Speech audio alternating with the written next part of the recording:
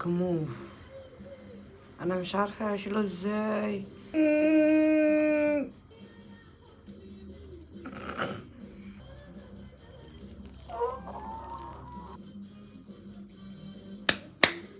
عيني هنا كان في دهون بيضة، الدهون اللي تحت الجلد. متخيله انه هينشف للدرجه دي، مع انها منبهه في الفيديو، قالت هيلزق جامد. ايه بقى الماسك ده؟ قولي لهم يا شروق. احنا وشنا جيبي كسرونه، معلقتين جيلاتين، تاني معلقه، تالت معلقه، معلقه نشا، تاني معلقه نشا، بق كاكاو، شويه حبه البركه، لزوم الجنتله، ونقلب. هنرفعهم على النار، نقطتين لون.